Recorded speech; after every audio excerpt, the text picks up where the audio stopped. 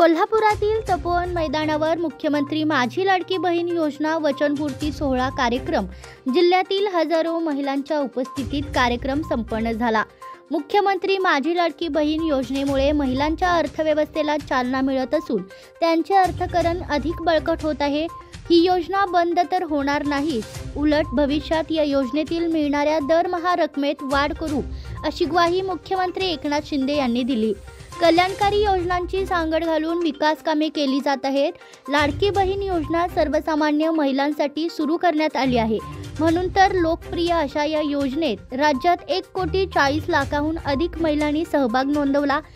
यातील 1,10,00,000 अधिक महिलांना 2 महिन्याचे पैसेही वितरित करण्यात आले। सर्वसामान्य महिला आपल्या जीवनात करीत असलेल्या काटकसरीमध्ये दैनंदिन खर्चासाठी हे हक्काचे पैसे महत्त्वाचे ठरत आहेत। यातून महिला आर्थिकदृष्ट्या स्वावलंबी होण्यास सुरुवात झाली आहे। आता त्यांना घरात पैसे मागण्याची गरज नाही, असेही ते म्हणाले।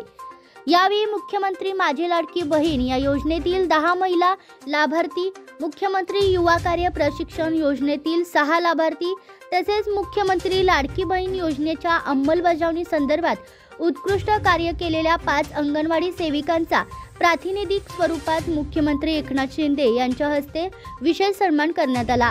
या कार्यक्रमास उपमुख्यमंत्री देवेंद्र फडणवीस, उपमुख्यमंत्री अजित पवार यांच्यासह वैद्यकीय शिक्षण व विशेष सहाय्य मंत्री तथा पालकमंत्री हसन मुश्रीफ, उच्च व तंत्र शिक्षण मंत्री चंद्रकांत पाटील, उद्योग मंत्री उदय सामंत, महाराष्ट्र राज्य नियोजन मंडळाचे कार्यकारी अध्यक्ष राजेश क्षीरसागर, महाराष्ट्र कृषी शिक्षण व संशोधन परिषद पुणे उपाध्यक्ष प्रकाश आबिटकर, राज्यसभा सदस्य धनंजय महाडिक, लोकसभा सदस्य धैर्यशील माने, आमदार सदाभाऊ खोत, आमदार प्रकाश आवाडे, आमदार राजेंद्र पाटील यद्रावरकर, आमदार राजेश पाटील, चंद्रकांत फुलकोंडवार, कोल्हापूर परिक्षेत्राचे विशेष पोलीस महानिरीक्षक सुनील फुलारी, जिल्हाधिकारी अमोल एडगे, कोल्हापूर महानगरपालिका प्रशासक तथा आयुक्त के मंजुलक्ष्मी, जिल्हा परिषद प्रशासक तथा मुख्य कार्यकारी अधिकारी कार्तिकेयन एस, पोलीस अधीक्षक महेंद्र पंडित, इचलकरंजी महानगरपालिका प्रशासक तथा आयुक्त ओम प्रकाश दिवटे उपस्थित होते।